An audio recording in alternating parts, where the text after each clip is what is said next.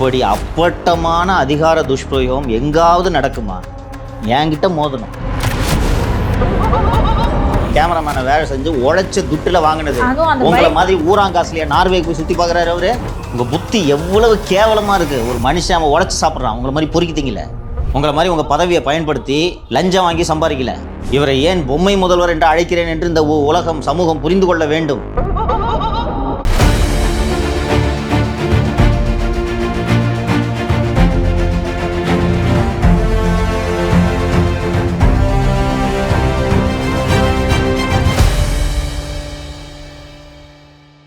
நான் பத்திரிகையாளர் சந்திப்பு நடத்தினேன். இருந்தாலும் நமது நேயர்கள் தெரிந்து கொள்ள வேண்டும் என்பதற்காக இந்த விஷயத்தெல்லாம் விரிவாக பேசணுன்ட்டு நான் நினைக்கிறேன். ஜெயபிரகாஷும் பேசுவார், அதுக்காக தான் அவர் உட்கார வச்சுருக்கிறது. நேற்று நைட்டு ஒரு 10:30 மணி இருக்கும். ஜெயபிரகாஷ்டேருந்து கால் வந்துட்டு, சார் போலீஸ் வந்திருக்காங்க அப்படின்னாரு. நம்ம ஷோவில் பேசுகிறோம், ஷோவில் பேசுகிற கண்டென்ட்டுக்கு நான் பொறுப்பு. ஏதாவது வழக்கு போட்டதுன்னா நீங்கள் உங்கள் மேலேயும் லியோ மேலேயும் நெறியாளர்ன்றதுக்காக உங்கள் மேலே வழக்கு போட்டிருக்காங்க. அது கொஞ்சம் லாஜிக் இருக்குது. ஒரு கேமராமேன் எதுக்குன்று யோசித்து கொண்டிருந்த போது, இல்லை சார் வண்டியில் ஏதோ அஃபென்ஸ் பண்ணியிருக்குன்னு சொல்கிறாங்க, வண்டியை கேட்குறாங்கன்னா வண்டியை கொடுத்து விட்ருப்பா இரு அப்படின்னு சொன்னோன்னே, இல்லை நீ வண்டியோட நீ வரணும்னு நீங்கள் சொல்லுங்கள் என்ன நடந்துச்சுப்பா. ஃபஸ்ட்டு ஃபோன் கால் வந்தது சார். டைமு ஒரு 10 இருக்கும். ஃபோன் கால் வந்து நீங்கள் யார் நான் ஃபஸ்ட்டு கேட்டேன். அதுமாதிரி போலீஸ் திருமங்கலத்துலேருந்து வரேன், சொல்லுங்கள் சார் என்ன விஷயம் அப்படின்னு கேட்டேன். இந்த பைக் உங்கள் தான். ஆமாம் சார் என் பைக்கு தான் அப்படின்னு சொல்லி வண்டி நம்பர் சொன்னேன். என் பைக் தான். சரி நீங்கள் கீழே வாங்க, நான் கீழே தான் இருக்கேன் அப்படின்னு சொன்னால் கீழே போகிறேன்.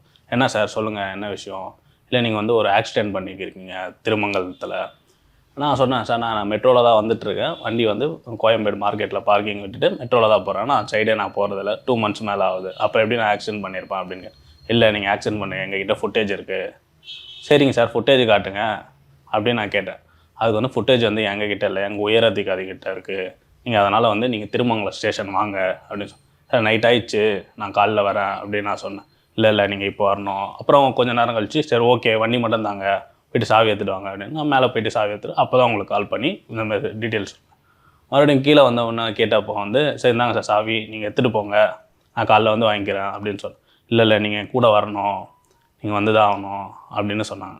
அதற்கு ஒரு ஜெயபிரகாஷ் இந்த விஷயத்த சொன்ன உடனே நான் நமது வழக்கறிஞர் ராஜ்குமார் பாண்டியனுக்கு அறிவித்து, எனக்கு தெரிஞ்சு போச்ச விஷயம், பைக் ஆக்சிடென்ட்டுக்கெலாம் இந்த மாதிரிலாம் போய் நைட்டெல்லாம் போய் சோதனை செய்ய மாட்டாங்கன்றது தெரிஞ்சு போன உடனே அவரோட ஜூனியர் கோகுல் என்பவரை அனுப்பினார். அப்புறம் ஜெயபிரகாஷ் அங்கே போயிட்டார். ஜெயபிரகாஷோட ஃபோன் ஆக்சஸில் இருந்துச்சு, ஸோ அரெஸ்ட் இல்லை அப்படின்றத நான் புரிஞ்சுக்கிட்டேன். அப்புறம் ஜெயபிரகாஷ் அங்கே ஸ்டேஷனுக்கு போன உடனே கோகுல் என்பவரும் வழக்கறிஞரும் அங்கே போயிட்டார். போன உடனே அவர் கேட்குறாரு கோகுல் போயிட்டு, சார் என்ன இப்போ பிரச்சனைன்னு. அந்த ஃபுட்டேஜ் காட்டினாங்களே அது என்ன ஃபுட்டேஜ் அதை சொல்லு. ஸ்டேஷனுக்கு திருமங்கலம் டிராஃபிக் இன்வெஸ்டிகேஷன் ஸ்டேஷனுக்கு போகிறீங்க, அங்கே போய் என்ன நடந்துச்சு. இதுக்கு முன்னாடி ஆஃபீஸ் டி நகரில் இருக்கும்போது அப்போ லஞ்சு சாப்பிட்றதுக்கு மத்தியான டைமில் நம்மளும் பழைய எடிட்டர் ஒருத்தர் நானும் அவரும் போயிருந்தோம். அப்போ போகும்போது ஹெல்மெட் படாமல் போகிறதுக்கு வந்து சலானோட வந்து அந்த ஃபோட்டோ தான் காமிச்சாங்க. இதான் ஃபுட்டேஜ் பாருங்கள் அப்படின்றா. இதில் வந்து நீங்கள் ஆக்சிடென்ட் பண்ணியிருப்பீங்க அப்படின்னு சொல்கிறோம். பண்ணியிருப்பீங்க சரி. ஃபுட்டேஜ் எந்த டேட் அது? 2 years முன்னாடி 2023. 2023 பழைய டி நகர் ஆஃபீஸ்க்கு பக்கத்தில் ஹெல்மெட் போடாமல் போனப்போ அதில் ஆக்சிடென்ட் பண்ணியிருப்பீங்க என்று சொல்லிவிட்டு அந்த சலானை தான் காமிச்சாங்க. சலானில் இருக்கிற ஃபோட்டோ காமிச்சாங்க. அதான் சார் பைக்கோட நம்பரை போட்டு பார்த்துருப்பாங்க, போட்டு பார்த்தோன்னே இது வந்திருக்கும், அதனால் அதை எடுத்து காட்டுறாங்க. அண்டு அதில் அப்புறம் வழக்கறிஞர்கிட்ட நான் பேசிய போது தெரிந்தது என்னென்னா, இவர் ஜெயபிரகாஷை அழைத்து சென்றவர்கள் அந்த போக்குவரத்து காவல் நிலையத்தை சேர்ந்தவர்களே அல்ல. இவங்க போகிறாங்க, இவங்க போய் பார்த்த உடனே அங்கே அந்த ஸ்டேஷனில் இருக்கக்கூடிய ஒரு உமன் ஹெட் கான்ஸ்டபிள், யார் நீங்கள் எதுக்கு உள்ளே வரீங்க என்று அவர்களை பார்த்து கேட்கிறார்கள். அதுக்கப்புறம் வந்து பைக்கு கொடுக்கல, பைக் தரலாம். இப்போ பைக்கை டீடைன் பண்ணிக்கிட்டு, அது ஒரு ஹெல்மெட் போடாமல் போனால் ஃபைன் கட்ட போகிறாரு, பைக் எதுக்கு டீடைன் பண்ணோம். அது ஒரு 2 வருஷத்துக்கு முன்னாடி நடந்தது. சரி பண்ணிட்டோன்னு மெசேஜ் வந்திருக்கு. அது இல்லாமல் வந்து டீட்டெயில்ஸ் கேட்குறாங்க. உங்கள் அப்பா நம்பர் சொல்லுங்கள், நீங்கள் பழைய வீட்டு அந்த இதுக்கு வந்தீங்க, இங்கே ஏன் வந்தீங்க, அந்த டீட்டெயில்ஸ் எல்லாம் கொடுங்க. நான் சொல்லிட்டேன் நான் அதெல்லாம் தரமாட்டேன் சார், நீங்கள் ஃபுட்டேஜ் காட்டுங்க, நான் க்ரைம் பண்ணால் சொல்கிறீங்க, அந்த க்ரைமான ஃபுட்டேஜ் காட்டுங்க. ஆனால் மீடியாவில் வேலை செய்கிறேன், எனக்கும் ரூல்ஸ் தெரியும், நீங்கள் காட்டுங்க, நான் அதுக்கப்புறம் வந்து நான் இது சொல்கிறேன், உங்களுக்கு டீட்டெயில்ஸ் சொல்கிறேன். அப்புறம் சைலண்ட் ஆகிட்டேன். சரின்ட்டு அதுக்கப்புறம் வழக்கறிஞர் இப்போ ஜெயபிரகாஷ் அழைச்சிட்டு அவங்க வீட்டுக்கு போயிட்டார். சரி என்ன படுத்து தூக்கம் போச்சு. சரி தூங்கலாமான்ட்டு படம் பார்த்துக்கிட்டு இருந்தேன். நைட்டு ஒரு 11:45 இருக்கும். எடிட்டர் சத்தியமூர்த்தி ஃபோன் பண்ணுறாரு. ஃபோன் பண்ணி சார் என் வண்டி எடுத்துகிட்டு போயிட்டாங்க இன்னும் சொல்லி, என்னப்பா என்னாச்சுன்னு. இல்லை சார் என் வண்டி வேணும்னு கேட்குறாங்க. யாருப்பா வந்ததுன்னா கேகே நகர் போலீஸ் ஸ்டேஷனா, காலையில் வந்து வண்டி எடுத்துக்க சொல்கிறாங்க, வண்டி மட்டும் கேட்குறாங்க என்று சொன்னாங்க. அவர் சத்தியமூர்த்தி என்ன சொன்னார், அவர் சத்தியமூர்த்தி வீட்டில் என்ன நடந்துச்சு. சத்தியமூர்த்தி வந்து நைட்டு வந்து கதவை தட்டியிருக்காங்க சார். ஃபஸ்ட்டு வந்து இங்கே வாங்க, அவன் பேர் கூட என்ன, இந்த சத்தியமூர்த்தின்னு பேர் கூட தெரில, இந்த வண்டி யாருது, அவர் சொல்லியிருக்காரு என் வண்டி தான் இது அப்படின்னு சொல்லி. சரி, என்ன சார் விஷயம், இது எனக்கு நடந்த மாதிரி அப்படியே எனக்காச்சும் 2 போலீஸ் தான் வந்தாங்க. உங்கள் பேர் தெரியுது, ஃபோன் நம்பர் தெரியுது, அவனுக்கு வந்து எந்த டீட்டெயில்ஸ் தெரில, பைக்கு மட்டும் வச்சுட்டு அப்படியே வந்திருக்காங்க. ஒரு 10 பேர்கிட்ட வந்திருக்காங்க போலீஸ். எனக்கு புரியுது சார்.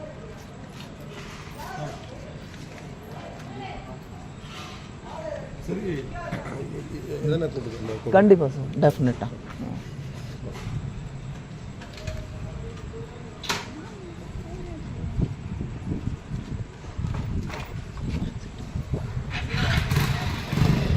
ஆ ஒரு அசிஸ்டன்ட் கமிஷனர் ஏசி வேறு ஒருத்தர் வந்திருக்கான்னு சொன்னார்.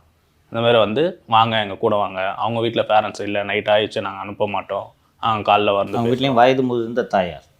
கொஞ்சம் ஒரு டிராஃபிக் அஃபென்ஸு உண்மையிலே சத்தியமூர்த்தி டிராஃபிக் அஃபென்ஸ் பண்ணினதாகவே இருக்கட்டும். ராத்திரி 11 மணிக்கு அசிஸ்டன்ட் கமிஷனர் தலைமையில் 12 போலீஸ் போய் ஒரு ஏழை நடுத்தர வர்க்கம், சத்தியமூர்த்தி வீட்டுக்கு நீங்களும் போயிருக்கீங்களா? ஒரு ஏழை நடுத்தர வர்க்கம் குடியிருக்கக்கூடிய சின்ன குடியிருப்பு, சின்ன சந்து, சின்ன சத்தம்னா மொத்த ஊரும் வெளியில் வந்துடும். அங்கே போய் 12 போலீஸு போய் டிராஃபிக் வயலேஷனுக்கு இப்படியா போவீங்க?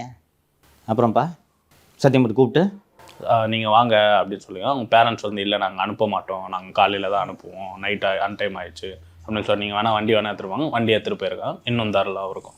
மறுநாள் காலையில் வழக்கறிஞர்கள் காவல் நிலையம் சென்று, சார் இது என்ன அஃபென்ஸ்ன்னு சொல்லுங்கள், ஃபைனை கட்டிக்கிறோம், வண்டியை கொடுங்கன்னு கேட்டால் ஜெயபிரகாஷ் வண்டின்னு தரல, சத்தியமூர்த்தி வண்டின்னு தரல. எனக்கு 1.5 வருஷமாக நமது சேனலுக்கு என்ன நடந்துட்டுருக்கு 2 வருஷமான்றது தெரியும். இது யார் பார்த்த வேலைன்றது தெரியும், இது அருணோட வேலைன்றது தெரியும். நான் நேற்று இரவே எனக்கு தெரிந்த உயர் அதிகாரிகளிடம் தொடர்பு கொண்டு, சார் இது என்ன சார் நடக்குது, டிராஃபிக் இது வண்டி எதுக்கு சார் தூக்கிட்டு போகிறாங்க என்று கேட்டபோது முதல்வரே கண்டித்து விட்டார். அதுவும் நம்ம வீட்டில் அந்த தாக்குதல் நடந்துச்சுல, அந்த சமயத்தில் முதல்வரே அழைத்து கண்டித்திருக்கிறார். அவரை ஏன் சும்மா நோண்டிக்கிட்டே இருக்கிறீங்கன்னு சிஎம் சத்தம் போட்டிருக்காரு. அவரை ஏன் ப்ரொவோக் பண்ணிக்கிட்டே இருக்கீங்கன்னு சிஎம் கூப்பிட்டு சத்தம் போட்டிருக்காரு. அருணே சத்தம் போட்டிருக்காரு. கடும் கோபத்தில் இந்த மாதிரி தேவையில்லாமல் பிரச்சனைகளை நீங்கள் உருவாக்குறீங்க. ஏன்னா இப்போ இந்த ஒரு ஜெயபிரகாஷோட வண்டியை பிடிங்கிட்டு போனதும் சத்தியமூர்த்தியோட வண்டியை பிடிங்கிட்டு போனதும் அருணுக்கு ஏற்படுத்தும் பாதிப்பை விட இந்த அரசுக்கு ஏற்படுத்தும் பாதிப்பு தான் அதிகம். இப்போ ஜெயபிரகாஷ் கிட்டத்தட்ட எத்தனை வருஷமாக இப்போ ஃபீல்டில் இருக்குது கேமராமேனா? 8 வருஷமாக 8 வருடமாக இருக்கிறார். ஜெயபிரகாஷுக்கு கேமராமேன்களாக இருக்கும் பெரும்பாலானோரை தெரியும். ஒரு மீடியாவில் வேலை செய்கிற கேமராமேனுக்கு இது நடக்குதுன்னா இந்த பத்திரிகையாளர்கள் இது சமூகம் இதை எப்படி பார்க்கும்? ஸோ இது என்ன நடக்குதுன்னு தெரிஞ்சு போச்சு. அருண் வந்து சீண்டி பார்க்குறாரு. உன் மேலே கேஸ் போட்டால் நீ கோர்ட்டுக்கு போகிற, ஜாமீன் வாங்குற, குண்டாஸ் போட்டால் வெளியில் வர்ற, உன் வீட்டில் சாக்கடை எடுத்து ஊற்றுனா எதிர்கட்சி தலைவர் உனக்காக பேசுகிறாரு, உன்னை சுற்றி இருக்கவங்களெல்லாம் காலி பண்ணுறேன். இப்போது ஜெயபிரகாஷ் கேட்டேன் காலையில், என்னப்பா வேலைக்கு இருக்கியாப்பான்னு கேட்டேன். இல்லை சார் இருக்கிறேன் என்று இவர் சொன்னார். இப்போ ஜெயபிரகாஷோ சத்தியமூர்த்தியோ இல்லை ஜெயபிரகாஷின் பெற்றோரோ சத்தியமூர்த்தியின் பெற்றோரோ, ஏன்ப்பா சம்பளத்துக்கு தான்ப்பா வேலைக்கு போகிறோம், இந்த மாதிரி எதுக்குப்பா ராத்திரி 12 மணிக்கு பக்கத்து வீட்டுலாம் பார்க்குறாங்க, அசிங்கமாக இருக்குது, இப்படி எதுக்குப்பா நீ வேலைக்கு போகணும், போகாதப்பான்னு சொல்லி ஜெயபிரகாஷ் இன்று வேலையை விட்டு நின்று விட்டார். நீ கொடுக்குறதே தவுளுண்டு சம்பளம், இதுக்கு நான் கேஸ் வேறு வாங்கணுமா என்று சத்தியமூர்த்தியும் இவர் ஜெயபிரகாஷும் நின்று விட்டால் நமக்கு சேனல் எப்படி நடத்துவீங்க? ஒரு நாள் கேமராமேன் பிடிக்க முடியுமா? ஒரு நாள் விஷுவல் எடிட்டர் பிடிக்க முடியுமா? நல்வாய்ப்பாக நமக்கு அமைந்திருக்கக்கூடிய இந்த ஊழியர்கள் மணியான ஊழியர்களாக இருப்பதனால சத்தியமூர்த்திட்டையும் பேசினேன். என்னப்பா வீட்டில் என்னப்பா சொன்னாங்க? இல்லை சார் நீ தப்பு பண்ணியாப்பான்னு கேட்டாங்க எங்கள் அம்மா. நான் எதுவும் தப்பு பண்ணலாமா, இது தாம்மா சிக்கல், எங்கள் ஓனர் மேலே போலீஸ்க்கு காண்டு, அதுவும் இந்த அருண்றவருக்கு ரொம்ப காண்டு, அவரை பிடிக்கிறதுக்கு எங்களை போட்டு நோண்டிகிட்டு இருக்காருமான்னு சொன்ன உடனே அவர் புரிந்து விட்டு நீ ஒன்றும் இது பண்ணாப்பா, நீ போப்பா வேலைக்குன்ட்டு 2 பேரும் வந்துட்டாங்க. இப்படி அப்பட்டமான அதிகார துஷ்பிரயோகம் எங்காவது நடக்குமா? என்கிட்ட மோதணும், என்ன ஏன் தொடரலன்னு சொல்லுங்கள். நம்மளை தொட்டால் எதிர்கட்சி தலைவர் எடப்பாடி பழனிசாமி ஆதரவாக வருகிறார், முதல்வரின் கவனத்திற்கு இது போகிறது. என்னை ஏன் இன்னும் தொடரணுன்னா அருணுக்கு தயக்கம்லாம் ஒன்றும் இல்லை, இன்னும் 4 எஃப்ஐஆர் போடுவார். நீ இதை பற்றி பேசியிருக்க, ரமேஷ்னு ஒரு பேர் சொல்லியிருக்க, ரமேஷ் என்ற பேரை சொன்னது, ரமேஷ் என்ற பெயரை சொல்லி சுரேஷ் என்பவரின் மனதை புண்படுத்தி விட்டாருன்னு ஒரு எஃப்ஐஆர் போடுவாங்க. அந்த எஃப்ஐஆரில் கோர்ட்டு ரிமாண்ட் பண்ணோம். அதுக்கப்புறம் ஜாமீன் போட்டு கண்டிஷன் கையெழுத்து போட்டிங்கல்ல, இது மாதிரி 45 நாள் கண்டிஷன் கையெழுத்து போட்டுக்கிட்டு இதை செய்ய முடியும். 4 முறை சட்டப்பேரவையில் எடப்பாடி பழனிசாமி பேசிவிட்டார் நம்ம வீட்டில் நடந்தது தாக்குதல் பற்றி. ஸோ சங்கரை பற்றி பேசினா இவர் வருவார், இவர் கூட இருக்கிறவன நோண்டு, இதுக்கு கூட அவர் வருவார் என்று இதற்கு முற்றுப்புள்ளி வைக்க வேண்டும் என்பதற்காகத்தான் இன்று காலை உள்துறை செயலாளரை சந்திக்க வேண்டும் என்ற நோக்கத்தில் சென்றேன். இது எல்லோரும், இந்த காவல்துறையால் பாதிக்கப்படக்கூடிய எல்லோரும் தெரிந்து கொள்ள வேண்டும். உச்சநீதிமன்றம் பிரகாஷ் சிங் என்ற வழக்கில் அளித்த ஒரு தீர்ப்பில் ஒவ்வொரு மாநிலத்திலும் போலீஸ் கம்ப்ளைண்ட் அத்தாரிட்டி என்ற ஒரு ஆணையம், அது ஒரு பாடி, அது ஸ்டாச்சுட்டரி பாடி ஒன்றை உருவாக்க வேண்டும்னு உச்சநீதிமன்றம் உத்தரவு போட்டிருக்கு. எல்லா ஸ்டேட்டும் பண்ணணுது. அந்த அடிப்படையில் 2019ஆம் ஆண்டு தமிழக அரசு ஒரு அறிவிக்கையின் மூலம், நோட்டிஃபிகேஷன் மூலம் ஒரு ஸ்டேட் போலீஸ் அத்தாரிட்டியை நிறுவுகிறார்கள், கம்ப்ளைண்ட் அத்தாரிட்டியை நிறுவுகிறார்கள். அந்த கம்ப்ளைண்ட் அத்தாரிட்டியோட சேர்பர்சனாக உள்துறை செயலாளர் இருப்பார், உறுப்பினர்களாக சட்டம் ஒழுங்கு தலைமை இயக்குனர் இருப்பார், சட்டம் ஒழுங்கு கூடுதல் டிஜிபி அதன் உறுப்பினராக இருப்பார். சென்னையை பொறுத்தவரை காவல்துறை உயரதிகாரிகள் மீது எழக்கூடிய புகார்களை விசாரிப்பது உள்துறை செயலாளரின் கடமை. இதன் காரணமாக இது எல்லை இல்லாமல் தொடரும். ஹெல்மெட் போடலன்னு அதுவும் அது அஃபென்ஸ் கூட இல்லை, அதுக்கு சலான் அப்போவே இஷ்யூ பண்ணிட்டாங்க. அப்பயே வந்தது 2023 ஒரு ஃபுட்டேஜ் காட்டாங்களா, அதுக்கு சலான் அப்போவே இஷ்யூடு. இப்போ 2 மணி நேரம் திரு ஜெயபிரகாஷ் காவல் நிலையத்தில் இருந்தானா இது சட்டவிரோத காவல். போலீஸ் இது சுப்ரீம் கோர்ட் டிகே பாசு கேஸில் வாட் இஸ் அரெஸ்ட்னு டிஃபைன் பண்ணியிருக்காங்க. போலீஸ் உங்கள் கையை பிடிச்சா அரெஸ்ட்டு. 2 மணி நேரம் நீங்கள் போலீஸ் ஸ்டேஷனில் இருந்தீங்க, அங்கேருந்து வீட்டில் இருந்து கூட்டு போகிறது வரைக்கும் ஸ்டேஷன்லேருந்து நீங்கள் உங்கள் வழக்கறிஞரோடு கிளம்பும் முறை போலீஸோட கட்டுப்பாட்டில் நீங்கள் இருந்தீங்க. அந்த நேரத்தில் நீங்கள் போயிருக்க முடியுமா, வேறு எங்கேயாவது போயிருக்க முடியுமா? அவங்க கண்ட்ரோலில் தானே இருந்தீங்க, அது அரெஸ்ட்டு. இப்போ 2 மணி நேரம் ஜெயபிரகாஷை எதுக்கு அரெஸ்ட் பண்ணி வச்சிங்க? யார் உங்களுக்கு இந்த அதிகாரத்தை கொடுத்தது என்று தலைமைச் செயலகம் சென்று உள்துறை செயலாளரை நேரில் சந்திக்க வேண்டும் என்று சொன்னபோது உள்துறை செயலாளர் சென்னை உயர்நீதிமன்றத்திற்கு ஒரு வழக்கு தொடர்பாக சென்றிருக்கிறார் என்று சொன்னதும், அப்புறம் ஒரு சார்பு செயலர் செல்வ கணபதி என்ற சார்பு செயலர் ஒருவரிடம் நேராக சந்தித்து இந்த பாருங்கள் சார் இந்த மாதிரி பண்ணுறாங்க, வேறு எந்த மீடியாவுக்கும் இது நடக்கிறது இல்லை, டிராஃபிக் வயலேஷன் சொல்லி வண்டியை தூக்கிட்டு போனான்னு இது இன்னொன்று வண்டி சீஸ் பண்ணுற அளவுக்கு என்ன க்ரைம் அது? செயின் எடுத்தாரா? அவரே ரூல்ஸ் அண்ட் ரெகுலேஷன் போட்டிருக்காரு. இதில் மட்டும்தான் ஃபைன் வாங்கணும், ஃபைனு தானே வாங்கணும்னு சொல்லியிருக்காங்க. வண்டியை எதுக்கு சீஸ் பண்ணுறீங்க? நமது வழக்கறிஞர்கள் திரு கிருஷ்ணபர் இன்றைக்கி கே நகர் காவல் நிலையம் சென்று சத்தியமூர்த்தியோட வண்டியை கொடுங்கன்னு கேட்டால் அது சீஸ் பண்ண அதிகாரி வெளில போயிருக்காரு, வர்ற வரைக்கும் கொடுக்க முடியாது. இப்போ ஜெயபிரகாஷ் ஒரு புரிதல் இல்லாத ஒரு நபராக இருக்காருன்னு வச்சுக்கோங்க. கம்பெனிக்கு வேலைக்கு போய்ட்டு வண்டி வேற போச்சு, பெரிய தலைவலியாக இருக்குது, வரலன்னா ஷூட் எப்படி நடத்துவீங்க இன்றைக்கி? அந்த பைக்கை தன்னுடைய சொந்த உழைப்புனால வாங்குறாரு. அதுக்கு ரிஜிஸ்டர் பண்ணும்போது கவர்மெண்ட்டுக்கு கட்ட வேண்டிய ஃபீஸ் கட்டுறோம், லைசன்ஸ் வாங்குகிறோம். இதெல்லாம் வாங்கி நீங்கள் எங்களுடைய பொருளை தூக்கிட்டு போயிடுறீங்க. 8 வருஷமா ஃபீல்டுல வேலை செஞ்சு கேமராமேனை வேலை செஞ்சு உழைச்ச துட்டுல வாங்கினது. உங்களை மாதிரி ஊராங்காசுலையா நார்வேக்கு போய் சுற்றி பார்க்குறாரு அவரு. அதுவும் அந்த பைக்கு சார் ஆல்ரெடி நம்ம பேசியிருக்கோம், அவ்வளோ சுமாராக இருக்கும், அது ஓட்டினாலே உடம்பு வலிக்கும் அப்படின்னு சொல்லி நம்ம அடிக்கடி அவரை கிண்டல் பண்ணுற மாதிரி. இது இவங்களோட நோக்கத்தை புரிஞ்சுக்கல. பொருளாதார அளவில் முடக்கிறது உங்களை.